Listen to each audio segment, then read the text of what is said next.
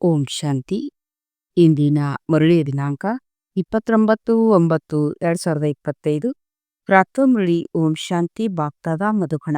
ಮಧುರ ಮಕ್ಕಳೇ, ತಂದೆಯು ನಿಮಗೆ ಜ್ಞಾನದ ಮೂರನೇ ನೇತ್ರವನ್ನು ಕೊಡಲು ಬಂದಿದ್ದಾರೆ. ಇದರಿಂದ ನೀವು ಸೃಷ್ಟಿಯ ಆದಿ ಮಧ್ಯ ಅಂತ್ಯವನ್ನು ಅರಿತುಕೊಳ್ಳುತ್ತೀರಿ. ಪ್ರಶ್ನೆ: ಸಿಂಹಿಣಿ ಶಕ್ತಿಯರೇ ಯಾವ ಮಾತನ್ನು ಸಾಹಸದಿಂದ ತಿಳಿಸಿಕೊಡುವರು? ಉತ್ತರ: ಅನ್ಯ ಧರ್ಮದವರಿಗೆ ಈ ಮಾತನ್ನು ತಿಳಿಸಬೇಕಾಗಿದೆ. ತಂದೆಯು ತಿಳಿಸುತ್ತಾರೆ, ನೀವು ತಮ್ಮನ್ನು ಆತ್ಮನೆಂದು ತಿಳಿಯಿರಿ, ಪರಮಾತ್ಮನೆಂದಲ್ಲ. ಆತ್ಮನೆಂದು ತಿಳಿದು ತಂದೆಯ ನೆನಪು ಮಾಡುವುದರಿಂದ ವಿಕರ್ಮಗಳು ವಿನಾಶವಾಗುತ್ತವೆ ಮತ್ತು ಮುಕ್ತಿಧಾಮದಲ್ಲಿ ಹೋಗುವಿರಿ. ಪರಮಾತ್ಮನೆಂದು ತಿಳಿಯುವುದರಿಂದ ನಿಮ್ಮ ವಿಕರ್ಮಗಳು ವಿನಾಶವಾಗಲು ಸಾಧ್ಯವಿಲ್ಲ. ಈ ಮಾತುಗಳನ್ನು ಬಹಳ ಸಾಹಸದಿಂದ ಸಿಂಹಿಣಿ ಶಕ್ತಿಯರೇ ತಿಳಿಸಿಕೊಡುವುದಕ್ಕೂ ಅಭ್ಯಾಸ ಬೇಕು. ಗೀತೆ: ನಯನಹೀನರಿಗೆ ದಾರಿ ತೋರಿಸು ಪ್ರಭು. ಈ ಆತ್ಮಿಕ ನೆನಪಿನ ಯಾತ್ರೆಯಲ್ಲಿ ಕಷ್ಟವೆನಿಸುತ್ತದೆ ಎಂದು ಮಕ್ಕಳು ಅನುಭವ ಮಾಡುತ್ತಾರೆ. ಭಕ್ತಿ ಮಾರ್ಗದಲ್ಲಿ ಅಲ್ಲಿ ಇಲ್ಲಿ ಅಲೆದಾಡಿ ಮೋಸವನ್ನೇ ಹೊಂದುತ್ತಾರೆ. ಅನೇಕ ಪ್ರಕಾರದ ಯಜ್ಞ, ಜಪ, ತಪ, ಶಾಸ್ತ್ರ ಇತ್ಯಾದಿಗಳನ್ನು ಓದುತ್ತಾರೆ. ಇದರ ಕಾರಣವೇ ಬ್ರಹ್ಮಣ ರಾತ್ರಿ ಎಂದು ಹೇಳಲಾಗುತ್ತದೆ. ಅರ್ಧಕಲ್ಪ ರಾತ್ರಿ, ಅರ್ಧಕಲ್ಪ ದಿನ. ಬ್ರಹ್ಮನು ಒಬ್ಬರೇ ಇರುವುದಿಲ್ಲ ಅಲ್ಲವೇ? ಪ್ರಜಾಪಿತ ಬ್ರಹ್ಮನಿದ್ದಾರೆ ಅಂದಮೇಲೆ ಅವಶ್ಯವಾಗಿ ಅವರ ಮಕ್ಕಳು ಕುಮಾರಿಯರು. ಆದರೆ ಮನುಷ್ಯರು ತಿಳಿದುಕೊಂಡಿಲ್ಲ. ತಂದೆಯೇ ಮಕ್ಕಳಿಗೆ ಜ್ಞಾನದ ಮೂರನೇ ನೇತ್ರವನ್ನು ಕೊಡುತ್ತಾರೆ. ಇದರಿಂದ ನಿಮಗೆ ಸೃಷ್ಟಿಯ ಆದಿ ಮಧ್ಯ ಹಂತದ ಜ್ಞಾನವು ಸಿಕ್ಕಿದೆ. ನೀವು ಕಲ್ಪದ ಮೊದಲೂ ಸಹ ಬ್ರಾಹ್ಮಣರಾಗಿದ್ದೀರಿ. ಸತ್ಯಯುಗದಲ್ಲಿ ದೇವತೆಗಳಾಗಿದ್ದೀರಿ. ಯಾರಾಗಿದ್ದೀರೋ ಅವರೇ ಈಗಲೂ ಆಗುವರು. ನೀವು ಆದಿ ಸನಾತನ ದೇವಿ ದೇವತಾ ಧರ್ಮದವರಾಗಿದ್ದೀರಿ. ನೀವೇ ಪೂಜ್ಯರು ಮತ್ತು ಪೂಜಾರಿಗಳಾಗುತ್ತೀರಿ. ಆಂಗ್ಲ ಭಾಷೆಯಲ್ಲಿ ಪೂಜ್ಯರಿಗೆ ವರ್ಷಿಫರ್, ಪೂಜಾರಿಗಳಿಗೆ ವರ್ಷಿಫರ್ ಎಂದು ಹೇಳಲಾಗುತ್ತದೆ. ಭಾರತವೇ ಅರ್ಧಕಲ್ಪ ಪೂಜಾರಿಯಾಗಿರುತ್ತದೆ. ಆತ್ಮವು ಸಹ ಒಪ್ಪುತ್ತದೆ, ನಾವು ಪೂಜ್ಯರಾಗಿದ್ದೆವು ಮತ್ತೆ ನಾವೇ ಪೂಜಾರಿಯಾಗಿದ್ದೇವೆ. ಪೂಜ್ಯರಿಂದ ಪೂಜಾರಿ ಮತ್ತೆ ಪೂಜ್ಯರಾಗುತ್ತೇವೆ. ತಂದೆಯಂತೂ ಪೂಜಾರಿ ಆಗೋದಿಲ್ಲ. ನಾವು ಪೂಜ್ಯ ಪಾವನರು, ದೇವಿ ದೇವತೆಗಳಾಗಿದ್ದೇವೆ. ಮತ್ತೆ 84 ಜನ್ಮಗಳ ನಂತರ ಸಂಪೂರ್ಣ ಪತಿತ ಪೂಜಾರಿಗಳಾಗುತ್ತೀರಿ ಎಂದು ನೀವು ಹೇಳುತ್ತೀರಿ. ಈಗ ಭಾರತವಾಸಿಗಳೇ ಯಾರು ಆದಿ ಸನಾತನ ದೇವಿ ದೇವತಾ ಧರ್ಮದವರಾಗಿದ್ದರು, ಅವರಿಗೂ ಸಹ ತಮ್ಮ ಧರ್ಮದ ಬಗ್ಗೆ ಏನೂ ತಿಳಿದಿಲ್ಲ. ನಿಮ್ಮ ಈ ಮಾತುಗಳನ್ನು ಎಲ್ಲಾ ಧರ್ಮದವರು ತಿಳಿದುಕೊಳ್ಳುವುದಿಲ್ಲ. ಯಾರು ಈ ಧರ್ಮದಿಂದ ಅನ್ಯ ಧರ್ಮಗಳಲ್ಲಿ ಮತಾಂತರಗೊಂಡಿದ್ದಾರೆಯೋ ಅವರೇ ಬರುವರು. ಹೀಗೆ ಅನೇಕರು ಮತಾಂತರಗೊಂಡಿದ್ದಾರೆ. ತಂದೆಯು ತಿಳಿಸುತ್ತಾರೆ, ಯಾರು ಶಿವನ ಮತ್ತು ದೇವತೆಗಳ ಪೂಜಾರಿಗಳಾಗಿದ್ದಾರೆಯೋ ಅವರಿಗೆ ಸಹಜವಾಗುತ್ತದೆ. ಅನ್ಯ ಧರ್ಮದವರು ತಲೆ ಕೆಡಿಸಿಕೊಳ್ಳುತ್ತಾರೆ. ಯಾರು ಈ ಧರ್ಮದಿಂದ ಹೋಗಿರುವರೋ ಅವರಿಗೆ ಮಾತ್ರ ಇದು ಅರ್ಥವಾಗುವುದು ಮತ್ತು ಬಂದು ತಿಳಿದುಕೊಳ್ಳುವ ಪ್ರಯತ್ನ ಪಡುತ್ತಾರೆ. ಇಲ್ಲವೆಂದರೆ ಈ ಜ್ಞಾನವನ್ನು ಒಪ್ಪುವುದೇ ಇಲ್ಲ. ಆರ್ಯ ಸಮಾಜಗಳಿಂದಲೂ ಅನೇಕರು ಬಂದಿದ್ದಾರೆ, ಶಿಖರು ಬಂದಿದ್ದಾರೆ. ಆದಿ ಸನಾತನ ದೇವಿ ದೇವತಾ ಧರ್ಮದಿಂದ ಯಾರು ಹೋಗಿದ್ದಾರೆಯೋ ಅವರು ಮತ್ತೆ ತಮ್ಮ ಧರ್ಮದಲ್ಲಿ ಖಂಡಿತ ಬರಬೇಕಾಗುವುದು. ಕಲ್ಪವೃಕ್ಷದಲ್ಲಿಯೂ ಬೇರೆ ಬೇರೆ ವಿಭಾಗಗಳಿವೆ. ಹೀಗೆ ಕಲ್ಪದ ನಂತರವೂ ನಂಬರ್ವಾರ್ ಆಗಿ ಬರುತ್ತಾರೆ. ರೆಂಬೆ ಕೊಂಬೆಗಳು ಬರುತ್ತಿರುತ್ತವೆ. ಅವರು ಈಗೀಗ ಬರುವ ಕಾರಣ ಮತ್ತು ಪವಿತ್ರ ಆತ್ಮಗಳಾಗಿರುವ ಕಾರಣ ಸ್ವಲ್ಪ ಸಮಯ ಅವರ ಪ್ರಭಾವ ಇರುತ್ತದೆ. ಈ ಸಮಯದಲ್ಲಿ ದೇವಿ ದೇವತಾ ಧರ್ಮದ ಬುನಾದಿಯೇ ಇಲ್ಲ. ಅದನ್ನು ಈಗ ಮತ್ತೆ ಹಾಕಬೇಕಾಗಿದೆ. ಸಹೋದರ ಸಹೋದರಿಯರನ್ನಾಗಿ ಮಾಡಿಕೊಳ್ಳಲೇಬೇಕಾಗುವುದು. ನಾವು ಒಬ್ಬ ತಂದೆಯ ಮಕ್ಕಳು. ಎಲ್ಲ ಆತ್ಮಗಳು ಪರಸ್ಪರ ಸಹೋದರಾಗಿದ್ದೇವೆ. ಮತ್ತೆ ಶರೀರದ ಲೆಕ್ಕದಲ್ಲಿ ಸಹೋದರ ಆಗುತ್ತೇವೆ. ಈಗ ಹೊಸ ಸೃಷ್ಟಿಯ ಸ್ಥಾಪನೆಯಾಗುತ್ತಿದೆ. ಮೊಟ್ಟ ಮೊದಲು ಬ್ರಾಹ್ಮಣರಾಗಿದ್ದೀರಿ. ಹೊಸ ಸೃಷ್ಟಿಯ ಸ್ಥಾಪನೆಗೆ ಪ್ರಜಾಪಿತ ಬ್ರಹ್ಮನು ಅವಶ್ಯವಾಗಿ ಬೇಕು. ಬ್ರಹ್ಮಾರವರ ಮೂಲಕ ಬ್ರಾಹ್ಮಣರಾಗುತ್ತೀರಿ. ಇದಕ್ಕೆ ರುದ್ರ ಜ್ಞಾನ ಯಜ್ಞರೆಂದು ಹೇಳಲಾಗುತ್ತದೆ. ಅಂದ ಮೇಲೆ ಇದರಲ್ಲಿ ಬ್ರಾಹ್ಮಣರು ಅವಶ್ಯವಾಗಿ ಬೇಕಾಗಿದೆ. ಪ್ರಜಾಪಿತ ಬ್ರಹ್ಮಣ ಸಂತಾನರು ಖಂಡಿತ ಬೇಕಾಗಿದೆ. ತಂದೆಯು ಗ್ರೇಟ್ ಗ್ರಾಂಡ್ ಫಾದರ್ ಆಗಿದ್ದಾರೆ. ಬ್ರಾಹ್ಮಣರು ಮೊಟ್ಟ ಮೊದಲನೇ ನಂಬರ್ನಲ್ಲಿ ಶಿಕೆಗೆ ಸಮಾನರಾಗಿದ್ದೀರಿ. ಆದಮ್, ಬೀಬಿ, ಆಡಮ್ ಇವನ್ನು ಎಲ್ಲರೂ ಒಪ್ಪುತ್ತಾರೆ. ಈ ಸಮಯದಲ್ಲಿ ನೀವು ಪೂಜಾರಿಗಳಿಂದ ಪೂಜ್ಯರಾಗುತ್ತಿದ್ದೀರಿ. ಎಲ್ಲದಕ್ಕಿಂತ ಒಳ್ಳೆಯ ನೆನಪಾರ್ಥ ಮಂದಿರವು ದಿಲ್ವಾಡ್ ಮಂದಿರ ಆಗಿದೆ. ಅದರಲ್ಲಿ ಕೆಳಗಡೆ ತಪಸ್ಸಿನಲ್ಲಿ ಕುಳಿತಿದ್ದಾರೆ, ಮೇಲೆ ರಾಜಧಾನಿ ಇದೆ ಮತ್ತು ಇಲ್ಲಿ ಚೈತನ್ಯದಲ್ಲಿ ಕುಳಿತಿದ್ದೀರಿ. ಈ ಮಂದಿರವು ಸಮಾಪ್ತಿಯಾಗುತ್ತಿದೆ ಮತ್ತೆ ಭಕ್ತಿ ಮಾರ್ಗದಲ್ಲಿ ಪುನಃ ನಿರ್ಮಾಣವಾಗುತ್ತದೆ. ನೀವು ತಿಳಿದುಕೊಂಡಿದ್ದೀರಿ, ನಾವೀಗ ರಾಜಯೋಗವನ್ನು ಕಲಿಯುತ್ತಿದ್ದೇವೆ, ನಂತರ ಹೊಸ ಪ್ರಪಂಚದಲ್ಲಿ ಹೋಗುತ್ತೇವೆ. ಅದು ಜಡ ಮಂದಿರ. ನೀವು ಚೈತನ್ಯದಲ್ಲಿ ಕುಳಿತಿದ್ದೀರಿ. ಮುಖ್ಯ ಮಂದಿರವು ಇದು ಬಹಳ ಸರಿಯಾಗಿ ಮಾಡಲ್ಪಟ್ಟಿದೆ. ಇಲ್ಲಿ ಸ್ವರ್ಗವನ್ನು ಮೇಲೆ ತೋರಿಸಿದ್ದಾರೆ, ಇಲ್ಲದಿದ್ದರೆ ಮತ್ತೆಲ್ಲಿ ತೋರಿಸುವುದು? ಆದ್ದರಿಂದ ಮೇಲ್ಛಾವಣಿಯಲ್ಲಿ ಸ್ವರ್ಗವನ್ನು ತೋರಿಸಿದ್ದಾರೆ. ಇದರ ಬಗ್ಗೆ ನೀವು ಬಹಳ ಚೆನ್ನಾಗಿ ತಿಳಿಸಿಕೊಡ್ಬೇಕಾಗಿದೆ.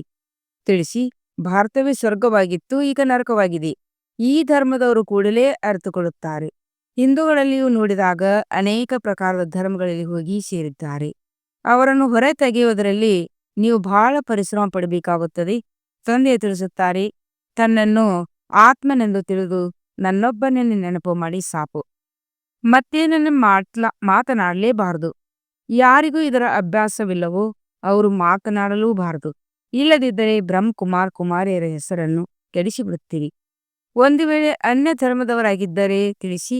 ಒಂದು ವೇಳೆ ನೀವು ಮುಕ್ತಿಧಾಮದಲ್ಲಿ ಹೋಗಲು ಬಯಸುತ್ತೀರೆಂದರೆ ತನ್ನನ್ನು ಆತ್ಮನೆಂದು ತಿಳಿಯಿರಿ, ತಮ್ಮನ್ನು ಪರಮಾತ್ಮನೆಂದು ತಿಳಿಯಬೇಡಿ. ಆತ್ಮನೆಂದು ತಿಳಿದು ತಂದೆಯ ನೆನಪು ಮಾಡುವುದರಿಂದ ನಿಮ್ಮ ಜನ್ಮ ಜನ್ಮಾಂತರದ ಪಾಪಗಳು ಕಳೆಯುತ್ತವೆ ಮತ್ತು ಮುಕ್ತಿಧಾಮದಲ್ಲಿ ಹೋಗ್ತೀರಿ. ನಿಮಗಾಗಿ ಈ ಮನ್ಮನಾಭವದ ಮಂತ್ರವೇ ಸಾಕು. ಆದರೆ ಮಾತನಾಡುವ ಸಾಹಸ ಇರಬೇಕು. ಸಿಹಿನಿ ಶಕ್ತಿಯರೇ ಸರ್ವಿಸ್ ಮಾಡುತ್ತಾರೆ. ಸನ್ಯಾಸಿಗಳು ವಿದೇಶಕ್ಕೆ ಹೋಗಿ ವಿದೇಶಿಯರನ್ನು ನಿಮಗೆ ನಾವು ಆಧ್ಯಾತ್ಮಿಕ ಜ್ಞಾನವನ್ನು ತಿಳಿಸುತ್ತೇವೆಂದು ಕರೆದುಕೊಂಡು ಬರುತ್ತಾರೆ. ಆದರೆ ಅವರಂತೂ ತಂದೆಯನ್ನೇ ತಿಳಿದುಕೊಂಡಿಲ್ಲ. ಬ್ರಹ್ಮತತ್ವವನ್ನು ಭಗವಂತನೆಂದು ತಿಳಿದು ಇದನ್ನು ನೆನಪು ಮಾಡಿ ಎಂದು ಹೇಳುತ್ತಾರೆ. ಹೇಗೆ ಯಾವುದಾದರೂ ಪಕ್ಷಿಯನ್ನು ತನ್ನ ಪಂಜರದಲ್ಲಿ ಹಾರುವಂತೆ ಕೇವಲ ಈ ಮಂತ್ರವನ್ನು ಕೊಟ್ಟು ಬಿಡುತ್ತಾರೆ. ಆದ್ದರಿಂದ ಇಂಥವರಿಗೆ ತಿಳಿಸುವುದರಲ್ಲಿಯೂ ಸಮಯ ಹಿಡಿಸುತ್ತದೆ. ತಂದೆಯು ತಿಳಿಸಿದ್ದರು, ಪ್ರತಿಯೊಂದು ಚಿತ್ರದ ಮೇಲೆ ಶಿವ ಭಗವಾನ ಚೆಂದು ಬರೆಯಲ್ಪಟ್ಟಿದೆ. ನಿಮಗೆ ತಿಳಿದಿದೆ, ಈ ಪ್ರಪಂಚದಲ್ಲಿ ಮಾಲೀಕನ ಪರಿಚಯವಿಲ್ಲ ಕಾರಣ ಎಲ್ಲರೂ ಅನಾಥರಾಗಿದ್ದಾರೆ. ನೀವು ಮಾತಾಪಿತ ಎಂದು ಕರೆಯುತ್ತಾರೆ, ಒಳ್ಳೆಯದು. ಅದರ ಅರ್ಥವೇನು? ನಿಮ್ಮ ಕೃಪೆಯಿಂದ ಅಪಾರ ಸುಖ ಸಿಗೋದೆಂದು ಕೇವಲ ಹಾಗೆ ಹೇಳುತ್ತಿರುತ್ತಾರೆ. ಈಗ ತಂದೆಯು ನಿಮಗೆ ಸ್ವರ್ಗದ ಸುಖಕ್ಕಾಗಿ ಓದಿಸುತ್ತಿದ್ದಾರೆ. ಇದಕ್ಕಾಗಿಯೇ ನೀವು ಪುರುಷಾರ್ಥ ಮಾಡುತ್ತಿದ್ದೀರಿ. ಯಾರು ಮಾಡುವರು ಅವರು ಪಡೆಯುವರು. ಈ ಸಮಯದಲ್ಲಂತೂ ಎಲ್ಲರೂ ಪತಿತರಾಗಿದ್ದಾರೆ. ಪಾವನ ಪ್ರಪಂಚವು ಸ್ವರ್ಗವು ಒಂದೇ ಆಗಿದೆ. ಇಲ್ಲಿ ಯಾರೂ ಸತೋಪ್ರಧಾನರಿರಲು ಸಾಧ್ಯವಿಲ್ಲ. ಸತ್ಯಯುಗದಲ್ಲಿ ಯಾರು ಸತೋಪ್ರಧಾನರಿದ್ದಾರೆಯೋ ಅವರೇ ತಮೋಪ್ರಧಾನ ಪತಿತರಾಗಿ ಬಿಡುತ್ತಾರೆ. ಕ್ರಿಸ್ತನ ಹಿಂದೆ ಅವರು ಧರ್ಮದವರು ಯಾರು ಬರುತ್ತಾರೆಯೋ ಅವರು ಮೊದಲು ಸತೋಪ್ರಧಾನರಾಗಿದ್ದಾರಲ್ಲವೇ? ಯಾವಾಗ ಲಕ್ಷಾಂತರ ಅಂದಾಜಿನಲ್ಲಿ ಆಗಿಬಿಡುವರೋ ಆಗ ಹೋರಾಡಿ ರಾಜ್ಯವನ್ನು ಪಡೆಯಲು ಸೈನ್ಯವು ತಯಾರಾಗುತ್ತದೆ. ಅವರಿಗೆ ಸುಖವೂ ಕಡಿಮೆ ಮತ್ತು ದುಃಖವೂ ಕಡಿಮೆ. ನಿಮ್ಮ ತರಹದ ಸುಖವು ಯಾರಿಗೂ ಸಿಗಲು ಸಾಧ್ಯವಿಲ್ಲ. ನೀವೀಗ ಸುಖಧಾಮದಲ್ಲಿ ಬರುವುದಕ್ಕಾಗಿ ತಯಾರಾಗುತ್ತಿದ್ದೀರಿ. ಉಳಿದೆಲ್ಲ ಧರ್ಮದವರು ಸ್ವರ್ಗದಲ್ಲಿ ಬರುವುದಿಲ್ಲ. ಭಾರತವು ಸ್ವರ್ಗವಾಗಿದ್ದಾಗ ಅದರಂತಹ ಪಾವನಖಂಡ ಮತ್ಯಾವುದೂ ಇರುವುದಿಲ್ಲ. ಯಾವಾಗ ತಂದೆಯು ಬರುವರೋ ಆಗಲೇ ಈಶ್ವರ ರಾಜ್ಯವು ಸ್ಥಾಪನೆಯಾಗುತ್ತದೆ. ಅಲ್ಲಿ ಯುದ್ಧದ ಮಾತೇ ಇರುವುದಿಲ್ಲ. ಹೊಡೆದಾಡುವುದು, ಜಗಳವಾಡುವುದು ಎಲ್ಲವೂ ಕೊನೆಯಲ್ಲಿ ಆರಂಭವಾಗುತ್ತದೆ. ಭಾರತವಾಸಿಗಳು ಅಷ್ಟು ದೊಡ್ಡದಿಲ್ಲ, ಹೊಡೆದಾಡುವುದಿಲ್ಲ. ಭಾರತವಾಸಿಗಳು ಅಷ್ಟು ಹೊಡೆದಾಡುವುದಿಲ್ಲ. ಪರಸ್ಪರ ಸ್ವಲ್ಪ ಹೊಡೆದಾಡಿ ಬೇರೆಯಾಗಿ ಬಿಟ್ಟಿದ್ದಾರೆ. ದ್ವಾಪರದಲ್ಲಿ ಒಬ್ಬರು ಇನ್ನೊಬ್ಬರ ಮೇಲೆ ಆಕ್ರಮಣ ಮಾಡುತ್ತಾರೆ. ಈ ಚಿತ್ರ ಇತ್ಯಾದಿಗಳನ್ನು ಮಾಡಿಸುವುದರಲ್ಲಿ ಬಹಳ ಬುದ್ಧಿ ಇರಬೇಕು. ಇದನ್ನು ಬರೆಯಬೇಕು. ಭಾರತವು ಯಾವುದು ಸ್ವರ್ಗವಾಗಿತ್ತು ಮತ್ತು ಅದೇ ಈಗ ನರಕವಾಯಿತು ಎಂಬುದನ್ನು ಬಂದು ತಿಳಿದುಕೊಳ್ಳಿ. ಭಾರತವು ಸದ್ಗತಿಯಲ್ಲಿತ್ತು, ಈಗ ದುರ್ಗತಿಯಲ್ಲಿದೆ. ಈಗ ಸದ್ಗತಿಯನ್ನು ಪಡೆಯಲು ತಂದೆಯು ಜ್ಞಾನವನ್ನು ಪಡೆಯುತ್ತಾರೆ. ಮನುಷ್ಯರಲ್ಲಿ ಈ ಆಧ್ಯಾತ್ಮಿಕ ಜ್ಞಾನವಿರುವುದಿಲ್ಲ, ಆತ್ಮಿಕ ಜ್ಞಾನವಿರುವುದಿಲ್ಲ. ಮನುಷ್ಯರಿಗೆ ಇದು ಪರಮಪಿತ ಪರಮಾತ್ಮನಲ್ಲಿರುತ್ತದೆ. ತಂದೆಯ ಆತ್ಮಗಳಿಗೆ ಈ ಜ್ಞಾನವನ್ನು ಕೊಡುತ್ತಾರೆ. ಉಳಿದೆಲ್ಲ ಶಾಸ್ತ್ರಗಳ ಜ್ಞಾನವನ್ನು ಮನುಷ್ಯರಿಗೆ ಕೊಡುತ್ತಾರೆ. ಶಾಸ್ತ್ರಗಳನ್ನು ಸಹ ಮನುಷ್ಯರೇ ಬರೆದಿದ್ದಾರೆ, ಮನುಷ್ಯರೇ ಓದಿದ್ದಾರೆ. ಇಲ್ಲಂತೆ ನಿಮಗೆ ಆತ್ಮಿಕ ತಂದೆ ಓದಿಸುತ್ತಾರೆ. ಮತ್ತು ಆತ್ಮ ಓದುತ್ತದೆ. ಓದುವುದು ಆತ್ಮ ಮೇಲವೇ, ಆದರೆ ಅಲ್ಲಿ ಬರೆಯುವರು ಓದುವರು ಮನುಷ್ಯರೇ ಆಗಿದ್ದಾರೆ. ಪರಮಾತ್ಮನಿಗಂತೂ ಶಾಸ್ತ್ರಗಳನ್ನು ಓದುವ ಅವಶ್ಯಕತೆ ಇಲ್ಲ. ತಂದೆಯವರು ತಿಳಿಸುತ್ತಾರೆ, ಈ ಶಾಸ್ತ್ರ ಮೊದಲಾದವುಗಳಿಂದ ಯಾರ ಸದ್ಗತಿಯಾಗುವುದಕ್ಕೂ ಸಾಧ್ಯವಿಲ್ಲ. ನಾನೇ ಬಂದು ಎಲ್ಲರನ್ನೂ ಮರಳಿ ಕರೆದುಕೊಂಡು ಹೋಗಬೇಕಾಗಿದೆ. ಈಗಂತೂ ಪ್ರಪಂಚದಲ್ಲಿ ಕೋಟ್ಯಾಂತರ ಮನುಷ್ಯರಿದ್ದಾರೆ. ಮನುಷ್ಯರಲ್ಲಿ ಈ ಲಕ್ಷ್ಮೀನಾರಾಯಣರ ರಾಜ್ಯವಿದ್ದಾಗ ಕೇವಲ 9 ಲಕ್ಷ ಜನಸಂಖ್ಯೆ ಇರುತ್ತದೆ. ಇದು ಬಹಳ ಚಿಕ್ಕ ಸಸಿಯಾಗಿರುವುದು. ಅಂದ ಮೇಲೆ ವಿಚಾರ ಮಾಡಿ, ಇಷ್ಟೆಲ್ಲ ಆತ್ಮಗಳು ಎಲ್ಲಿ ಹೋದರು? ಬ್ರಹ್ಮತತ್ವದಲ್ಲಿ ಅಥವಾ ನೀರಿನಲ್ಲಿ ಲೀನವಂತೂ ಆಗಿಲ್ಲಲ್ಲ. ಅವರೆಲ್ಲರೂ ಮುಕ್ತಿಧಾಮದಲ್ಲಿರುತ್ತಾರೆ. ಪ್ರತಿಯೊಂದು ಆತ್ಮವು ಅವಿನಾಶಿಯಾಗಿದೆ. ಅದರಲ್ಲಿ ಅವಿನಾಶಿ ಪಾತ್ರವು ನಿಗದಿಯಾಗಿದೆ. ಅದೆಂದೂ ಅಳಿಸಿ ಹೋಗಲು ಸಾಧ್ಯವಿಲ್ಲ. ಆತ್ಮವು ವಿನಾಶವಾಗುವುದಿಲ್ಲ. ಆತ್ಮ ಬಿಂದುವಾಗಿದೆ. ಬಾಕಿ ನಿರ್ವಾಣದಲ್ಲಿ ಯಾರೂ ಹೋಗುವುದಿಲ್ಲ.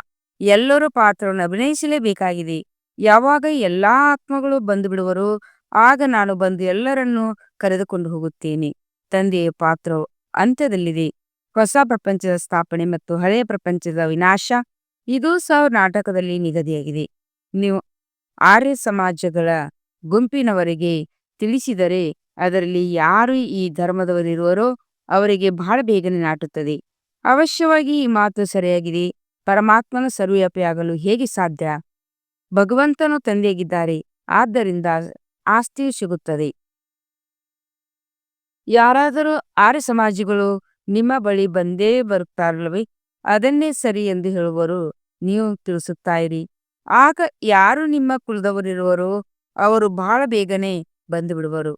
ಭಗವಂತ ತಂದೆ ಪವನರಾಗುವ ಯುಕ್ತಿಯನ್ನು ತಿಳಿಸುತ್ತಾರೆ. ಭಗವಾನ್ ವಾಚ, ನನ್ನೊಬ್ಬನೇ ನೆನಪು ಮಾಡಿ, ನಾನು ಪತಿತ ಪಾವನಾಗಿದ್ದೇನೆ. ನನ್ನನ್ನು ನೆನಪು ಮಾಡುವುದರಿಂದ ನಿಮ್ಮ ಕರ್ಮಗಳು ವಿಕರ್ಮಗಳು ವಿನಾಶವಾಗುತ್ತವೆ ಮತ್ತು ಮುಕ್ತಿಧಾಮದಲ್ಲಿ ಬಂದು ಬಿಡುವಿರಿ. ಈ ಸಂದೇಶವು ಎಲ್ಲಾ ಧರ್ಮದವರಿಗಾಗಿ ಇದೆ. ಆದ್ದರಿಂದ ತಿಳಿಸಿ. ತಂದೆಯವರು ಹೇಳುತ್ತಾರೆ, ದೇಹದ ಎಲ್ಲಾ ಧರ್ಮಗಳನ್ನು ಬಿಟ್ಟು ನನ್ನನ್ನು ನೆನಪು ಮಾಡಿದರೆ ನೀವು ತಮೋಪ್ರಧಾನದಿಂದ ಸತೋಪ್ರಧಾನರಾಗುತ್ತೀರಿ. ನಾನು ಇಂಥವನಾಗಿದ್ದೇನೆ, ನಾನು ಗುಜರಾತ್ನವನಾಗಿದ್ದೇನೆ, ಇದೆಲ್ಲವನ್ನು ಬಿಟ್ಟು ಬಿಡಿ. ತಮ್ಮನ್ನು ಆತ್ಮನೆಂದು ತಿಳಿಯಿರಿ ಮತ್ತು ತಂದೆಯನ್ನು ನೆನಪು ಮಾಡಿ. ಇದು ಯೋಗಾಗ್ನಿಯಾಗಿದೆ. ಬಹಳ ಎಚ್ಚರಿಕೆಯಿಂದ ಹೆಜ್ಜೆ ನಡೆಯಬೇಕಾಗಿದೆ. ಎಲ್ಲರೂ ತಿಳಿದುಕೊಳ್ಳುವುದಿಲ್ಲ. ತಂದೆಯು ತಿಳಿಸುತ್ತಾರೆ, ಪತಿತ ಪಾವನ ನಾನೇ ಆಗಿದ್ದೇನೆ. ನೀವೆಲ್ಲರೂ ಪತಿತರಾಗಿದ್ದೀರಿ. ಪಾವನರಾಗಲೇ ನಿರ್ವಾಣಧಾಮದಲ್ಲಿ ಹೋಗಲು ಸಾಧ್ಯವಿಲ್ಲ. ರಚನೆಯ ಆದಿ ಮಧ್ಯ ಅಂತ್ಯವನ್ನು ತಿಳಿದುಕೊಳ್ಳಬೇಕಾಗಿದೆ. ಪೂರ್ಣ ತಿಳಿದುಕೊಳ್ಳುವುದರಿಂದಲೇ ಉತ್ತಮ ಪದವಿಯನ್ನು ಪಡೆಯುವಿರಿ. ಸ್ವಲ್ಪ ಭಕ್ತಿ ಮಾಡಿದರೂ ಸಹ ಸ್ವಲ್ಪ ಜ್ಞಾನವನ್ನು ತಿಳಿದುಕೊಳ್ಳುತ್ತಾರೆ. ಬಹಳ ಭಕ್ತಿ ಮಾಡಿದರೆ ಬಹಳ ಜ್ಞಾನವನ್ನು ತೆಗೆದುಕೊಳ್ಳುತ್ತಾರೆ. ತಂದೆಯು ಏನನ್ನು ತಿಳಿಸುತ್ತಾರೆಯೋ ಅದನ್ನು ಧಾರಣೆ ಮಾಡಬೇಕು. ವಾನಪ್ರಸ್ಥಗಳಿಗಿಂತಲೂ ಇದು ಇನ್ನೂ ಸಹಜವಾಗಿದೆ.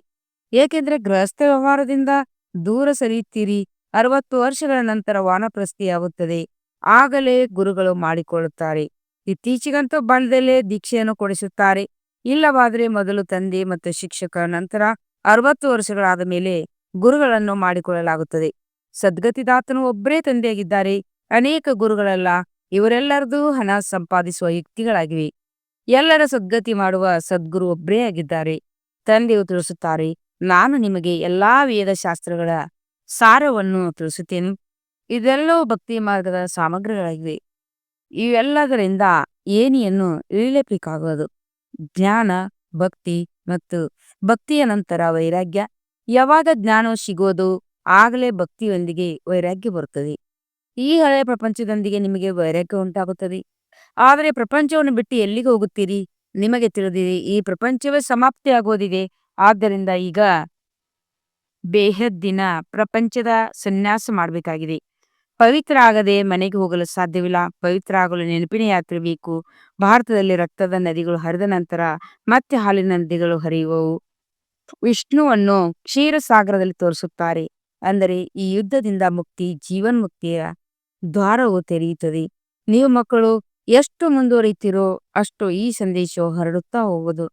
ಈಗ ಯುದ್ಧವಾಯಿತೆಂದರೆ ಆಯಿತು. ಒಂದು ಬೆಂಕಿಯ ಕೆಡೆಯಿಂದ ನೋಡಿ, ಮೊದಲು ಏನಾಗ್ಬಿಡ್ತು ಹಾಗೆಯೇ ಕೊನೆಯಲ್ಲಿಯೂ ಸಹ ಯುದ್ಧವಾಗುವುದೆಂದು ಖಂಡಿತ ಅರ್ಥವಾಗುತ್ತದೆ. ಯುದ್ಧವು ನಡೆಯುತ್ತಲೇ ಇರುತ್ತದೆ. ಒಬ್ಬರು ಇನ್ನೊಬ್ಬರಿಗೆ ಯುದ್ಧದಲ್ಲಿ ಸಹಯೋಗಿಗಳಾಗುತ್ತಾ ಇರುತ್ತಾರೆ. ನಿಮಗೂ ಸಹ ಹೊಸ ಪ್ರಪಂಚವು ಬೇಕಾಗಿದೆ. ಆದ್ದರಿಂದ ಹಳೆಯ ಪ್ರಪಂಚವು ಖಂಡಿತವಾಗಿಯೂ ಸಮಾಪ್ತಿಯಾಗಬೇಕು. ಒಳ್ಳೆಯದು. ಮಧುರಾತಿ ಮಧುರ ಅಗಲಿ ಹೋಗಿ ಮರಳಿ ಸಿಕ್ಕಿರುವ ಮಕ್ಕಳ ಪ್ರತಿ ಮಾತ್ಪಿತ ಬಾಪ್ತದರ ನೆನಪು ಪ್ರೀತಿ ಹಾಗೂ ಸುಪ್ರಭಾತ. ಆತ್ಮಿಕ ಮಕ್ಕಳಿಗೆ ಆತ್ಮಿಕ ತಂದೆ ನಮಸ್ತೆ. हम रूहानी बच्चों की रूहानी बाप-दादा को याद प्यार और गुड मॉर्निंग और नमस्ते नमस्ते नमस्ते. शुक्रिया बाबा शुक्रिया. ವಹಾ ಬಾಬಾ ವಹ. ಧಾರಣೆಗಾಗಿ ಮುಖ್ಯ ಸಾರ 1ನೇ ಪಾಯಿಂಟ್ ಆಗಿದೆ. ಈ ಹಳೆಯ ಪ್ರಪಂಚವು ಈಗ ಸಮಾಪ್ತಿಯಾಗಲಿದೆ. ಆದ್ದರಿಂದ ಹಳೆಯ ಪ್ರಪಂಚದ ಸನ್ಯಾಸ ಮಾಡಬೇಕಾಗಿದೆ. ಪ್ರಪಂಚವನ್ನು ಬಿಟ್ಟು ಎಲ್ಲಿಗೂ ಹೋಗಬೇಕಾಗಿಲ್ಲ. ಆದರೂ ಇದನ್ನು ಬುದ್ಧಿಯಿಂದ ಮರೆಯಬೇಕಾಗಿದೆ. 2ನೇ ಪಾಯಿಂಟ್ ಆಗಿದೆ. ನಿರ್ವಾಣ ಧಾಮದಲ್ಲಿ ಹೋಗಲು ಸಂಪೂರ್ಣ ಪಾವನರಾಗಬೇಕಾಗಿದೆ. ರಚನೆಯ ಆದಿ ಮಧ್ಯ ಅಂತ್ಯವನ್ನು ಸಂಪೂರ್ಣ ಅರಿತುಕೊಂಡು ಹೊಸ ಪ್ರಪಂಚದಲ್ಲಿ ಶ್ರೇಷ್ಠ ಪದವಿಯನ್ನು ಪಡೆಯಬೇಕಾಗಿದೆ. ವರದಾನ: ಯಾವುದೇ ಆತ್ಮಕ್ಕೆ ಪ್ರಾಪ್ತಿಗಳ ಅನುಭೂತಿ ಮಾಡಿಸುವಂತ ಯಥಾರ್ಥ ಸೇವಾಧಾರಿ ಭವ. ವಿವರ ಹೇಗೆ: ಯಥಾರ್ಥ ಸೇವಾಭಾವ ಅರ್ಥಾತ್ ಸದಾ ಎಲ್ಲ ಆತ್ಮರ ಪ್ರತಿ ಶುಭ ಭಾವನೆ, ಶ್ರೇಷ್ಠ ಕಾಮನೆ. ಭಾವ ಸೇವಾ ಭಾವ ಅರ್ಥಾತ್ ಎಲ್ಲ ಆತ್ಮಗಳಿಗೂ ಭಾವನೆಯ ಪ್ರಮಾಣ ಫಲವನ್ನು ಕೊಡುವುದು.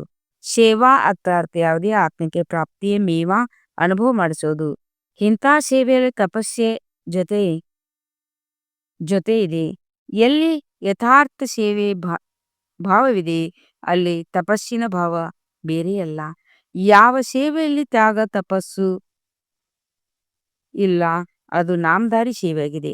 ಆದ್ದರಿಂದ ಯಾಗ ತಪಸ್ಸು, ತ್ಯಾಗ ತಪಸ್ಸು ಮತ್ತು ಸೇವೆಯ ಕಂಬೈನ್ ರೂಪದ ಮೂಲಕ ಸತ್ಯ ಯಥಾರ್ಥ ಸೇವಾಧಾರಿಗಳಾಗಿ. ಸ್ಲೋಗನ್ ಆಗಿದೆ: ನಮ್ರತೆ ಮತ್ತು ಧೈರ್ಯತೆಯ ಗುಣ ಧಾರಣೆ ಮಾಡಿ, ಆಗ ಕ್ರೋಧಾಗ್ನಿಯ ಸಹ ಶಾಂತಿಯಾಗಿ ಬಿಡುವುದು. ಅಗತ್ಯ ಸೂಚನೆ: ಈಗ ಲಗನ್ನಿನ ಅಗ್ನಿಯನ್ನು ಪ್ರಜ್ವಲಿತಗೊಳಿಸಿ ಯೋಗವನ್ನು ಜ್ವಾಲಾರೂಪವನ್ನಾಗಿ ಮಾಡಿ. ಈಗ ನಿರ್ಭಯ ಜ್ವಾಲಾಮುಖಿಯಾಗಿ ಪ್ರಕೃತಿ ಮತ್ತು ಆತ್ಮಗಳ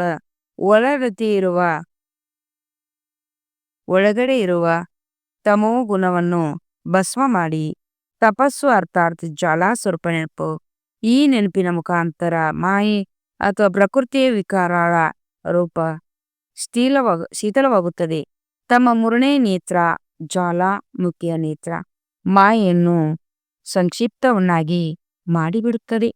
ಓಂ ಶಾಂತಿ.